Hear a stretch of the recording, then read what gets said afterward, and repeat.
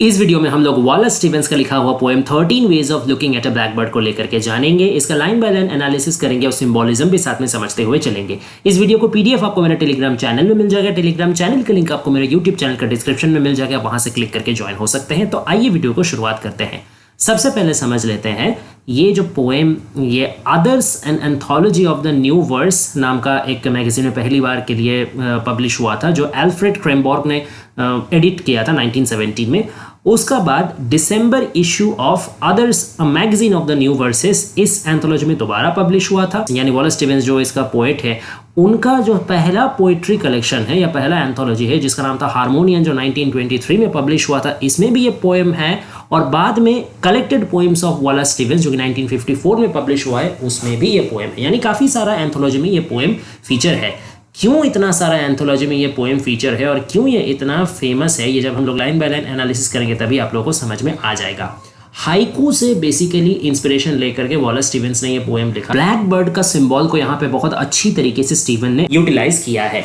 यहाँ पे black bird का कोई एक मीनिंग निकल के नहीं आता, रादर देन डिफरेंट पर्सपेक्टिव से वो ब्लैक बर्ड का सिंबल को यूटिलाइज करते हैं, उसको प्ले ऑन करते हैं, जो अलग अलग डिफरेंट वर्ल्ड व्यू का नया एक आइडिया देता है। जैसे ब्लैक बर्ड को कभी वो डेथ के साथ तुलना करते हैं, कभी वो म्यूज के साथ तुलना करते हैं, कभी वो अर्थली एंड वेल्थ के साथ तुलना करते हैं, कभी वो एस्थेटिक्स के साथ तुलना करते हैं और कभी वो स्पिरिचुअलिटी के साथ भी तुलना करते हैं।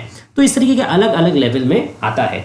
ये जो 13 वेज नाम है ना, ये सिर्फ महज एक पोएटिक आर्ट नहीं है, सच में ये पोएम 13 अलग अलग स्ट्रक्चर में डिवाइडेड है और हर एक स्ट्रक्चर को आप एक मिनी पोएम कह सकते हैं। एक एक स्ट्रक्चर या एक एक मिनी पोएम उनका एक एक व्यू पॉइंट का नजराना देता है कि कैसे स्टीवेंस या कैसे कोई भी ऑथर, कोई भी क्रिएटर, कोई भी आर्टिस्ट एक ही सिमिलर चीज को अलग अलग नजरिए से देख सकता है, या एक ही सिमिलर कंडीशन को अगर अलग व्यू पॉइंट से देखा जाए तो उसको अलग अलग मतलब निकल के आ सकता है। एक multi layered, multi dimensional aesthetics है। ओके, अब हम लोग लाइन बाय लाइन एनालिसिस शुरू करेंगे। तो जो फर्स्ट पार्ट है, that is among 20 snowy mountains the only moving thing was the I of the black bird. यानी 20 स्नोई माउंटेन्स में से बस अकेला इकलौता जो चल फिर करने वाला चीज था वो था ब्लैक बर्ड का आई। अब ब्लैक बर्ड क्या है, उसका रंग है काला, स्नोई माउंटेन्स उसका रंग है सफेद। तो चारों तरफ जब सिर्फ 20 स्नो से ढका हुआ माउंटेन है तो कितना वास्ट एक व्हाइट कलर का बैकग्राउंड होगा, उसमें एक छोटा सा पंछी, कितना मिनिएचर वो होगा। अब सोचिए, एक पर्वत एक कितना बड़ा होता है, उसके बाद 20 पर्वत के सामने एक पंछी कोई टिकने वाला चीज है, लेकिन सिर्फ उसका कलर का वजह से उतना वाइड वास्ट बैकग्राउंड में भी एक ब्लैक ड्रॉप भी होगा तो भी आपको दिख जाएगा, just because of the colour difference, just because of the contrast. तो ये दर्शाता है कि अगर आपके अंदर पोटेंशियल है तो आप चाहे कितने भी भीड़ में क्यों ना हो, आप स्टैंड आउट कर सकते हो। पहला सिंबल ये। दूसरा सिंबल है या दूसरा कंसेप्ट या थीम आप कह सकते हैं, the contrast between dynamic and stability आप कह लो, या फिर एक तरीके से स्टिलनेस कह लो, मोशनलेसनेस कह लो। जितने भी माउंटेन है, माउंटेन क्या, माउंटेन एक जगह में खड़े रहते हैं, माउंटेन में कोई डायनामिक चेंजेस नहीं होता, माउंटेन इधर से उधर ट्रांसफर नहीं करते, वो मूवेबल नहीं है, वो इमोबाइल है, स्थिर है, कांस्टेंट है। लेकिन ब्लैक बर्ड क्या है, ब्लैक बर्ड मूविंग है। यानी ब्लैक बर्ड एक तरीके से लाइफ का गतिशीलता को, लाइफ का फोर्स को यहाँ पे रिप्रेजेंट कर रहा है, और माउंटेन एक तरीके से नेचर का स्टेबिलिटी को फोकस कर रहा है। तो दोनों ही चीजें जरूरी है, दोनों ही चीजें कॉन्ट्ररी है बट बैलेंसिंग है। अब नेक्स्ट मिनिएचर पोएम या दूसरा सेक्शन क्या है, I was of 3 minds like a tree in which there are 3 black. तो मैं 3 अलग अलग माइंड का था, यानी मेरा मन में 3 अलग अलग सोच थे, 3 अलग अलग ख्याल थे, 3 अलग अलग व्यू पॉइंट थे। ठीक वैसे ही जैसे एक ही पेड़ में अलग अलग टहनी में 3 ब्लैक बर्ड्स बैठे हो, तो यहाँ पे वो ब्लैक बर्ड के साथ अपना मेंटालिटी को लिंक करते हैं, और ना कि सिर्फ वो अपना मेंटालिटी, बाकी पूरा दुनिया में जो इंसानी सोच है उसको एक तरीके से सिंबॉलिफाई वो कर रहे हैं ब्लैक बर्ड्स के जरिए। अब पंछी क्या होता है, पंछी एक जगह स्थिर तो बैठता नहीं, कभी वो इस टहनी से उस टहनी, कभी वो इस पेड़ से उस पेड़। तो ठीक वैसे ही इंसान का जो सोच है, जो ह्यूमन थॉट से ह्यूमन माइंड है, वो भी बहुत चंचल है, वो भी बहुत गतिशील है, कभी वो एक जगह स्थिर नहीं होता है। अभी इस मोमेंट में आपका सोच कुछ अलग होगा, ठीक आपका दूसरा मोमेंट में आपका मूड बदल जाएगा तो आपका सोच कुछ अलग होगा, आपका नजरिया बदल जाएगा तो आपका सोच भी टर्न अप ट्रैक अपना चेंज कर लेगा। 3 अलग अलग सोच यहाँ पे एक तरीके से आप इसको स्पिरिचुअलिटी के साथ भी लिंक कर सकते हैं, जो क्रिश्चियनिटी में जो होली ट्रिनिटी का कंसेप्ट है वो डिविनिटी के साथ भी आप लिंक कर सकते हैं। और उससे भी ज़्यादा बड़ा बात है कि कैसे एक कल्चरल सिचुएशन, एक कल्चरल सराउंडिंग आपको different contrasting elements of thought present करता है, वो भी इसका भी सिंबल ये है। नेक्स्ट थर्ड मिनिएचर है, ये तो बस 2 लाइन का है, couplet. The blackbird whirled in the autumn winds, it was a small part of the pantomime. Pantomime शब्द का अर्थ होता है कि कोई बहुत बड़ा नज़ारा, यानी चारों तरफ का व्यू, एक पैनोरामिक व्यू जो होता है उसको एक तरीके से आप पैंटोमिम कह सकते हैं, बहुत बड़ा कोई बैकग्राउंड में अगर हो तो। इतना बड़ा पैंटोमिम, यहाँ पैंटोमिम यानी नेचर, नेचुरल जो ब्यूटी है वो, नेचुरल जो सीनरी है वो, तो उसमें इतना बड़ा, इतना डाइवर्स नेचुरल सीन में एक छोटा सा पार्ट है क्या, ब्लैकबर्ड। और ब्लैकबर्ड कैसा ब्लैकबर्ड, जो ऑटम विंड्स में व्हर्ल करते हुए जा रहा है, यानी काफी उसको विंड्स, जो तूफानी हवा है वो उसको अपना ट्रैक से हटाने का कोशिश कर रहा, वो उसको परेशानी दे रहा, लेकिन फिर भी ब्लैकबर्ड उतना झंझा में, उतना तूफानी हवा को मुकाबला करके भी वो आगे बढ़ता रहा है, वो तेज तूफान को चीर करके आगे बढ़ रहा है। तो ये एक तरीके से उसका रेजिलियंस को शो करता है, उसका एक तरीके से आप क्या कह सकते हो, उसका स्ट्रॉन्ग डिटर्मिनेशन को शो करता है कि जब आसपास कंडीशन आपके अनुकूल ना भी हो तो भी आपको चीरते हुए प्रॉब्लम्स को आगे बढ़ते जाना है। और ये पूरा पैंटोमिम का या पूरा नज़रिया का, पूरा लाइफ का सिर्फ एक छोटा सा पार्ट है, यानी प्रॉब्लम आपके साथ हमेशा नहीं रहेगा, प्रॉब्लम के आगे सोल्यूशन भी है, दुख के आगे सुख भी है, लेकिन वो दुख का बादल आपको चीर करके आगे जाना पड़ेगा, तभी आप खुशियों का वादी में पहुंच सकोगे। ये एक लाइफ लेसन का जैसा है। नेक्स्ट 4 मिनिएचर पार्ट है, a man and a woman are one. A man and a woman and a blackbird are one। यहाँ पे एक तरीके से वो बायोडाइवर्सिटी और एंथ्रोपोसीन का बारे में डिस्कशन करते हैं। थोड़ा मैं समझा के आपको बताता हूँ क्या बताया गया है। A man and a woman are one, यानी एक पुरुष और एक नारी एक है। सबसे पहले यहाँ पैट्रियार्की और जेंडर बायस और जेंडर डिस्क्रिमिनेशन का जड़ को उखाड़ के फेंका गया है कि जितना भी दुनिया में सोसाइटी है, जितना भी कल्चर है, सब पैट्रियार्कल कल्चर से रूटेड है। ठीक है, कि male domination and women subjugation ये आपको हर जगह में दिख जाएगा, हर जमाने में दिख जाएगा, हर कल्चर में, हर देश में दिख जाएगा। तो इस तरीके से आप इसको एक यूनिवर्सल डॉक्ट्रिन कह सकते हो। लेकिन उसी डॉक्ट्रिन को उखाड़ते हुए पोएट यहाँ पे कह रहे हैं एक पुरुष और एक नारी में कोई भेद नहीं है। अगर आप बड़ा पर्सपेक्टिव से देखो, आप अगर क्रिएटर का नजर से देखो, आप अगर नेचर का नजर से देखो, तो वो कभी भी एक पुरुष और एक नारी में कोई भेद नहीं रखता है। अब इस जेंडर बायस से एक स्टेप और ऊपर उठ करके वो क्रिएचर बायस भी दूर कर दे रहे हैं। A man and a woman and a black bird are one, यानी चाहे कोई भी लाइफ फॉर्म हो, चाहे वो इंसान हो, चाहे वो कोई जानवर हो, चाहे कोई पशु पक्षी हो, कोई भी तरीके का लाइफ फॉर्म हो, सब एक सिमिलर वाइटल फोर्स को शेयर करते हैं और उस वाइटल फोर्स को इक्वली रिस्पेक्ट करना चाहिए। ऐसा बात नहीं है कि आप इंसान हो तो आपका जान का कीमत है और आप कोई भेड़ बकरी हो तो आपका जान का कीमत नहीं है। हालांकि नहीं है, लेकिन ऐसा नहीं होना चाहिए। ठीक है, ऐसा हम लोग का सोच को बदलना चाहिए। तो एक तरीके का ये इको क्रिटिकल सोच यहाँ पे आ जा रहा है, एक तरीके का एंथ्रोपोसीन सोच हटा करके यहाँ पे बायोसेंट्रिज्म लाया जा रहा है कि हर तरीके का लाइफ फोर्स को इक्वल वैलिडिटी देना चाहिए, इक्वल रिस्पेक्ट देना चाहिए। यहाँ नेचर के प्रति एक श्रद्धा निकल के आ रहा है। नेक्स्ट 5th मिनिएचर पोएम है, I do not know which to prefer, the beauty of inflections और the beauty of innuendoes, the blackbird whistling और जस्ट आफ्टर। यानी यहाँ पे पोएट बता रहे हैं कि मुझे समझ में नहीं आ रहा कि किस चीज को मैं प्रेफर करूं, किस चीज को मैं ज्यादा बेहतर मानूं।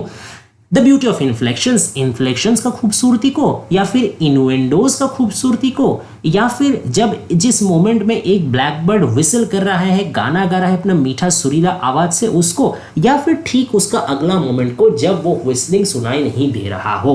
इसका मतलब इन्फ्लेक्शंस और इनवेंडोज एक तरीके के लिटरेरी फिगर ऑफ स्पीच है। इससे क्या पता चलता है कि ब्लैकबर्ड यहाँ पे एस्थेटिक्स का भी एक सिंबल है। ब्लैकबर्ड यहाँ पे सोर्स ऑफ ब्यूटी है, source of art and craft है, सोर्स ऑफ एस्थेटिक्स है, सोर्स ऑफ क्रिएटिविटी है, इंस्पिरेशन ऑफ क्रिएटिविटी है। और ब्लैकबर्ड जब विसल कर रहा है वो मोमेंट और ठीक वो गुजर जाने के बाद अगला मोमेंट, ये भी समझने का विषय है, क्योंकि ब्लैकबर्ड का विस्लिंग मौजूद होना यानी खुशी मौजूद होना, आनंद मौजूद होना, सुर मौजूद होना, यानी जितना भी एस्थेटिक्स है, जितना भी अच्छा चीज है, पॉजिटिव वाइब्स है, उसका मौजूद होना। और जब वो खत्म हो जाएगा तो उसका अगला मोमेंट जब ये कुछ नहीं रहेगा, या ना ये सुर रहेगा, ना ये आनंद रहेगा, ना ये आपका खुशी रहेगा, तो उस मोमेंट भी आपके लिए वैल्यूएबल होता है ये रियलाइज करने के लिए कि थोड़ा देर पहले जो आपके पास था वो कितना कीमती है। देखिए, कोई भी कीमती चीज या कोई भी चीज, कीमती भी छोड़ दीजिए, कोई भी चीज का इंपॉर्टेंस या वैल्यू तब तक आपको नहीं पता चलता जब तक आपके पास वो रहता है। जब आप उसको खो देते हैं या जब वो एब्सेंट रहता है तब उसका वैल्यू आपको अंदाजा होगा। उसी पर्सपेक्टिव से यहाँ पे पोएट बता रहे हैं कि ब्लैकबर्ड जब विस्लिंग कर रहा है वो मोमेंट या जो जब वो विस्लिंग खत्म हो जाएगा, जब मुझे उसका याद आएगा, जब मुझे उसका मर्यादा समझ में आएगा, वो मोमेंट ज्यादा खूबसूरत है। तो यहाँ पे एक तरीके का क्रिएटिव माइंड में जो कंफ्यूजन रहता है या जो डिफिकल्टी ऑफ क्रिएटिव चॉइस या एस्थेटिक्स चॉइस रहते हैं उसका भी यहाँ पे थीम यहाँ पे बताया गया है। ओके, अब नेक्स्ट 6th मिनिएचर पोएम है icicles filled the long window with barbaric glass. The shadow of the blackbird crossed it to and fro. The mood traced in the shadow an indecipherable cause. आइसिकल्स मतलब होता है snow का छोटा छोटा part, ठीक है, जो बहुत लंबा एक विंडो था, उसका बाहर में स्नो स्टॉर्म हो रहा था, तो स्नो स्टॉर्म से जो छोटा छोटा स्नो पार्टिकल्स है वो विंडो को पूरा ढक दिया था और उसको एक बारबेरिक ग्लास बना दिया था। बारबेरिक ग्लास किस लिए? क्योंकि जाहिर सी बात है अगर स्नो पार्टिकल पूरा विंडो को ढक देगा तो क्या वो ट्रांसपेरेंट रहेगा? नहीं ना रहेगा, उसमें एक आस्तरण पड़ जाएगा, कवरिंग पड़ जाएगा, जिसकी वजह से वो हेजी हो जाएगा, जिसकी वजह से उसके बाहर क्या सीन है वो आप ट्रांसल्यूसेंटली नहीं देख सकेंगे। तो इस वजह से उसको बारबेरिक ग्लास बोला जा रहा। The shadow of the blackbird crossed it to and fro, और उसी बारबेरिक ग्लास में से जो आपको सही से नहीं दिख रहा, थोड़ा थोड़ा धुंधलापना दिख रहा है, उसी में आप देख रहे हैं कि एक ब्लैकबर्ड का शैडो आमने एक बार पीछे जा रहा है, एक बार सामने जा रहा, क्रॉस कर रहा।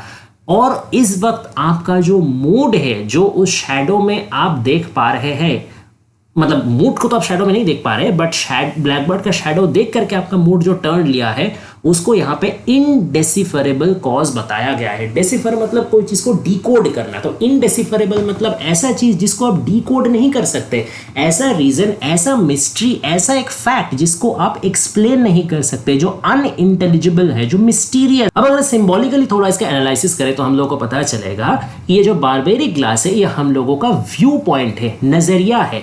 कभी कभी क्या होता है, बाहर जब स्नो स्टॉर्म होता है, यानी बाहर जब परेशानियां आता है, एक्सटर्नल प्रॉब्लम्स आते हैं, डिफिकल्टीज आता है, तब हम लोगों का व्यू पॉइंट को वो बार कर देता है। हम लोग जो क्लैरिटी ऑफ व्यू पॉइंट लेके चलते हैं वो कभी कभी कंफ्यूज कर देता है, just because of external problems, external pressure, societal expectations, cultural ties and all other things. तब वो आपका ग्लास को, आपका नजरिया को बारबेरिक बना देता है, वो रिफाइंड नहीं रहने देता। लेकिन जो सही में एस्थेटिक माइंडेड है या जिनके इंटेलेक्चुअल जो है, जो अपना माइंड को क्रिटिकल रखने में सक्षम है, वो इन तूफानी सिचुएशन में भी ब्लैक बर्ड का शैडो को भी पकड़ लेंगे। और ब्लैक बर्ड यहाँ पे पूरा तरीके से नहीं दिख रहा। क्यों नहीं दिख रहा? क्योंकि स्नो स्टॉर्म हो रहा है, चारों तरफ सिचुएशन खराब है, ठीक है, एक्सटर्नल प्रॉब्लम से जिस वजह से आपका माइंड का फैकल्टी क्लियरली काम नहीं कर रहा। लेकिन उस हालत में भी ब्लैक बर्ड यानी the muse of the source of the inspiration of all beautiful and creative faculties, वो जब आपके सामने से गुजरेगा, उसका शैडो जब आपका सामने से गुजरेगा, तो जो सही बुद्धिमान लोग होंगे वो उसमें से समझ लेंगे कि ये इसमें कुछ ना कुछ मिस्ट्री है और उसी में से सतर्क हो जाएंगे। ठीक है, कि अपना दिमाग को, अपना मन को शांत रखना है, एक्सटर्नल सिचुएशंस में भी इंटरनल डिस्टर्बेंस होने नहीं देना है। लेकिन यही सेम सिचुएशन अगर कोई लेस इंटेलेक्चुअल पीपल का साथ हो तो वो इसको मिस्टेक कर लेंगे, वो इस मिस्ट्री को जो शेड का थ्रू जो इंटेलेक्चुअल आदमी समझ पा रहे थे, जो हिंट समझ पा रहे थे, वो लोग नहीं समझ पाएंगे। उसका भी एक सैंपल नेक्स्ट मिनी पोएम में दिया जाता है, जो कि 7th मिनिएचर पोएम आप लोग का सामने। O thin man of Haddam, why do you imagine golden birds, do you not see how the black bird walks around the feet of the women about you. यानी यहाँ पे thin man, यानी ये मत समझ लीजिएगा कि यहाँ पे इमेस्कुलेटेड मैन का बात किया जा रहा है, या यहाँ पे बहुत कोई शीर्ण काय, बहुत दुबला पतला आदमी का बारे बात किया जा रहा है। यहाँ थिननेस यानी the thinness of your mind, the thinness of your intellect, the thinness of your wit. Okay, तो हैडम एक शहर है जहाँ उनका वालेस स्टीवेंस का अपना जो होम टाउन था हार्टफोर्ड, उससे महज 100 माइल भी दूर नहीं होगा। तो इसका आदमी को वो थिन मैन बता रहे हैं, यानी इस शहर का निवासी जितने भी आदमी है वो इंटेलेक्चुअली वीक है। तो उनको ये बताया जा रहा है कि आप लोग गोल्डन बर्ड्स को क्यों इमेजिन कर रहे हो। गोल्डन बर्ड्स का बीच में क्या वर्ड छुपा हुआ है? गोल्ड। गोल्ड से यहाँ क्या सिंबलाइज हो रहा? पैसा, धन दौलत, नाम, ख्याति, ये सब चीज, ठीक है, ये सब चीज का आकांक्षा, ये सब चीज का डिजायर, तो ये सब चीज का पीछे क्यों दौड़ रहे हो? क्या तुम लोगों को नहीं दिख रहा है ब्लैक बर्ड जो कि तुम्हारे सामने है, जो वुमेन्स के साथ तुम लोग हो उनके फीट के चारों तरफ वो चल रहा है? तो जो तुम्हारे सामने अवेलेबल है उस पे फोकस ना करके, जो तुम्हारे पास ऑलरेडी है उसको वैल्यू ना दे करके, जो नहीं है या जो अटेंड नहीं किया जा सकता वैसा फ्लिकरिंग चीजों के पीछे क्यों दौड़ रहे हो? दौड़ के अपना टाइम वेस्ट क्यों कर रहे हो? और क्योंकि वो लोग दौड़ के अपना टाइम वेस्ट कर रहे हैं, यही सबसे बड़ा प्रमाण है of their thinness of intellect. यही वजह से उन लोग को थिन मैन बताया गया कि वो लोग सही चीजों को, असली चीजों को मायने नहीं दे पा रहे, सिर्फ सुपरफिशियल ब्यूटी देख करके, आउटवर्ड ग्लैमर देख करके अट्रैक्ट हो जा रहे हैं। लेकिन जिंदगी में जो असली मकसद है, जिंदगी में जो असली सेटिस्फैक्शन आपको देगा, फुलफिलमेंट आपको देगा, वो इंटरनल पीस का आप संधान नहीं कर रहे हो, सिर्फ बाहर का पीछे दौड़े जा रहे हो, उससे कुछ नहीं होने वाला। Next 8 miniature poem. I know noble accents and lucid inescapable rhythms, but I know too that the blackbird is involved in what I know. इसका मतलब है कि मुझे पता है जितने भी अच्छे अच्छे एक्सेंट से, इनएस्केपेबल रिदम यानी ऐसा रिदम जिसका धुन से कोई बच के भाग नहीं सकता, जो सबको मोहित कर देगा, अपना जादू से सबको मंत्रमुग्ध कर देगा।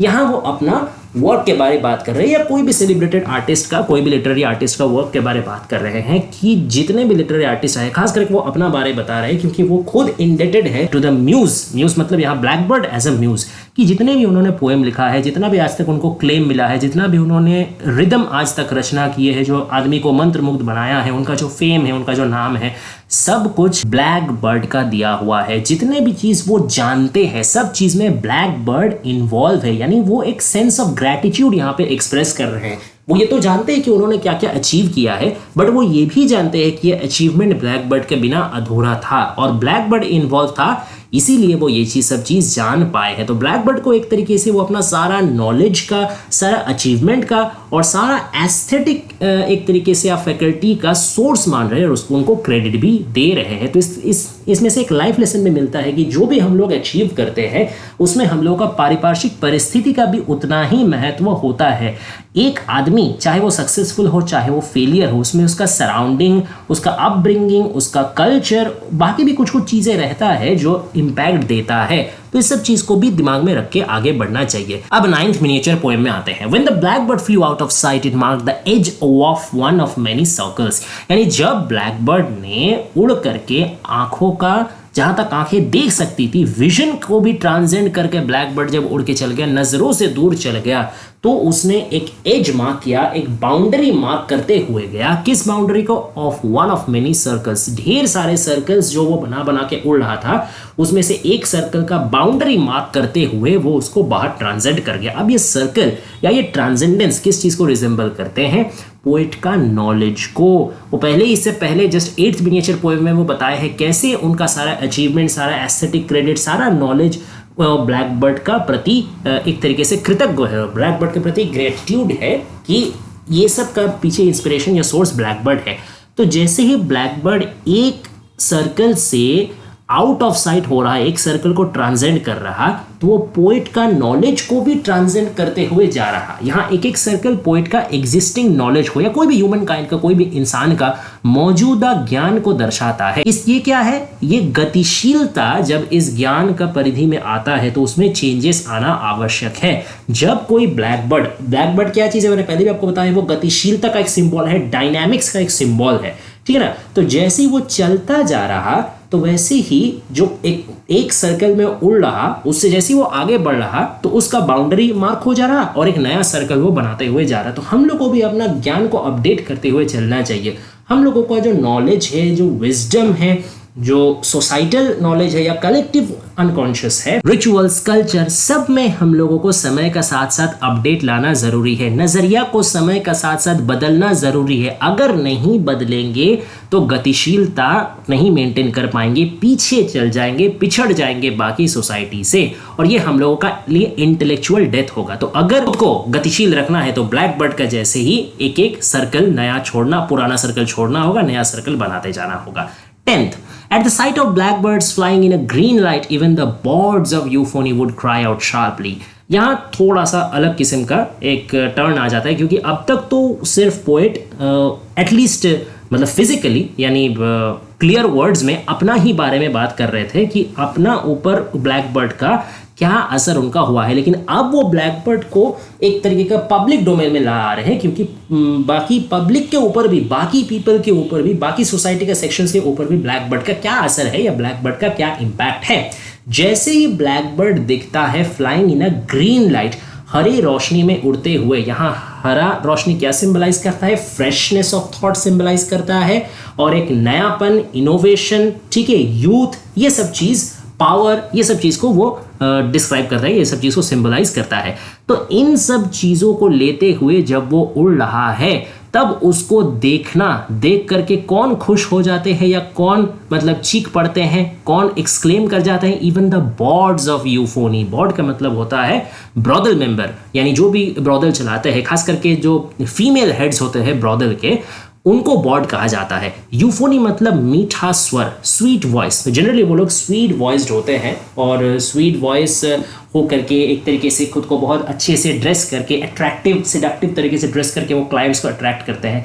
तो यहाँ तक कि जो ब्रॉदल का हेड है, ऐसा तरीके का मेंटालिटी भी अब जनरली इनको एक तरीके से स्टिग्मेटाइज किया गया है, कि एज्यूम कर लिया गया है कि इन लोगों का इंटेलेक्चुअल पावर जो है या इंटेलेक्चुअल कैपेसिटी जो है वो कम है। जैसे थिन मैन को क्रिटिसाइज किया गया था एक तरीके से, वैसे यहाँ इन लोगों भी एक तरीके से कॉर्नर साइड किया जा रहा है। इन लोगों का इंटेलेक्चुअल कैपेसिटी कम है, और इंटेलेक्चुअल कैपेसिटी कम रहने के बावजूद ये लोग क्या कर रहे हैं कि ब्लैक बर्ड को देख करके वो लोग खुशी से एक्सक्लेम करके उठ रहे हैं।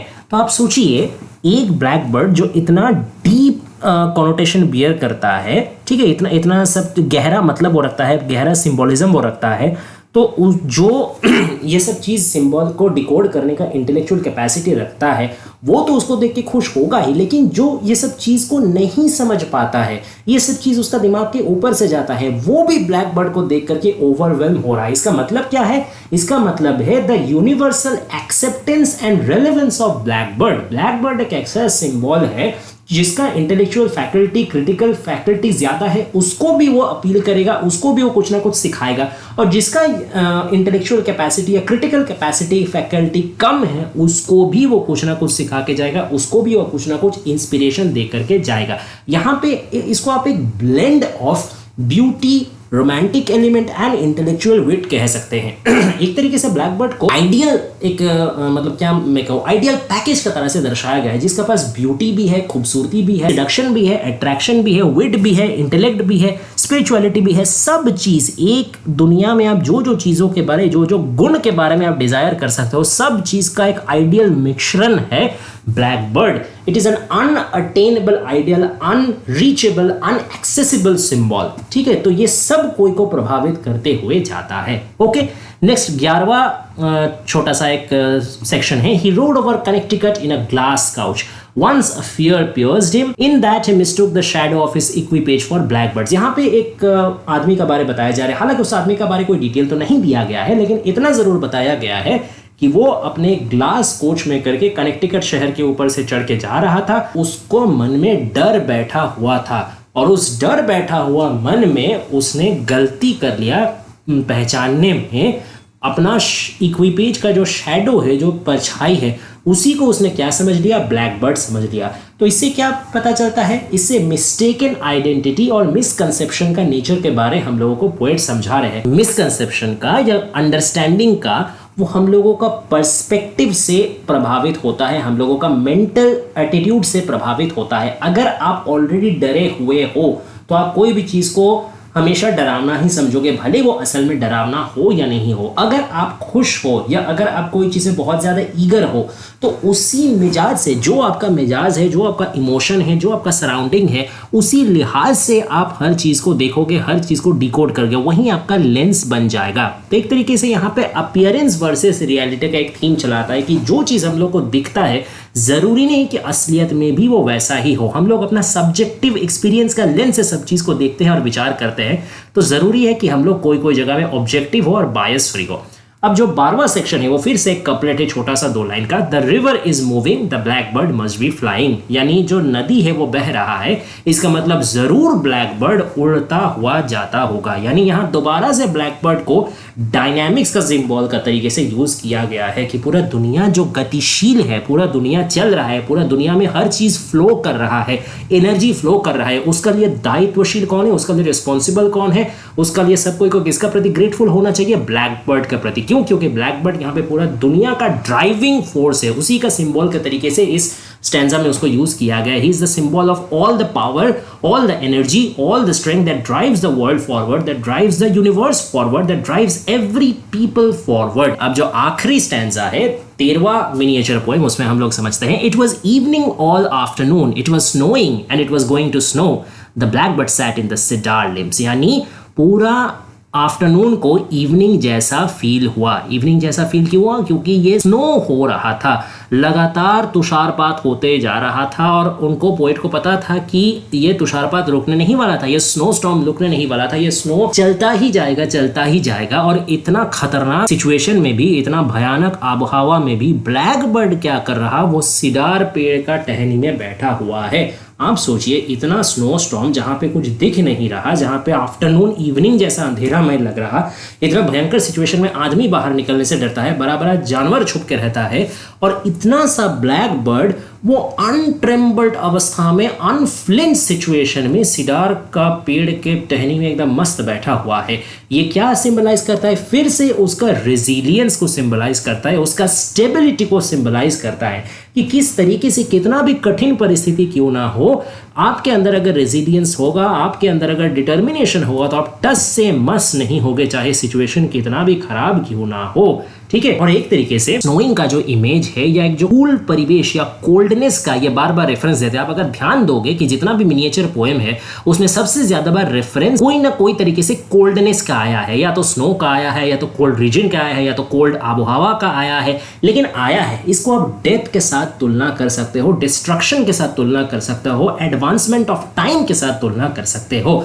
ये we are destined to be destroyed by time, we are destined to be destroyed by death. Death सबको खा जाएगा, टाइम सबको एक दिन नष्ट कर लेगा, लेकिन आपके अंदर वो विल पावर रहना चाहिए, आपके अंदर वो डिटर्मिनेशन रहना चाहिए कि आप डेथ से लड़ो। आप अपना जगह में, आप अपना काम करते रहो, चाहे कितना भी डिस्ट्रक्शन चारों तरफ से होता रहे, कितना भी नेगेटिविटी चारों तरफ से आपका रास्ता रोकते रहे, आप अपना काम में टिके रहो, अपना काम आप करते रहो। वो काम ही आपको, आपका वो वैल्यूएबल, जो आप वैल्यू ऐड कर रहे हो ना दुनिया में, वही आपको हमेशा हमेशा के लिए जिंदा बना करके रखेगा। डेथ भी आपको नहीं हरा सकेगा, टाइम भी आपको नहीं हरा सकेगा। ये एक तरीके से वो आखिरी स्टैंजा में आके पोएट्री का ही एक तरीके से गुणगान जय कीर्तन करके जाते हैं कि अगर कोई चीज आपको अमर करके रह सकता है, चिरंजीव बना के रह सकता है, तो वो आपका क्रिएशन है। तो शर्त यही है कि क्रिएशन पे आप ऑनेस्ट रहो, टिके रहो, और चारों तरफ कितना भी कठिन सिचुएशन क्यों ना हो, आप अपना क्रिएशन का ऑनेस्टी के साथ, क्रिएशन का ट्रूथफुलनेस के साथ, क्रिएशन का आर्टिस्टिक वैल्यू के साथ कोई भी तरीके का कोई कॉम्प्रोमाइज नहीं करो। इसी तरीके से 13 अलग अलग पर्सपेक्टिव पेश करके ब्लैक बर्ड का डिफरेंट लेयर्स ऑफ सिंबल को अनलॉक करके स्टीवन ने हम लोग को एक लाइफ लेसन दे करके गए हैं। ओके, तो आशा करते हैं ये पोएम आपको समझ में आया होगा। अगर पसंद आए तो लाइक, शेयर और सब्सक्राइब कर दीजिएगा, और नेक्स्ट कोई भी कंटेंट चाहिए होगा तो कमेंट डाउन कर दीजिएगा, हम लोग जल्दी से वीडियो अपलोड कर देंगे। Thanks for watching guys, please stay tuned.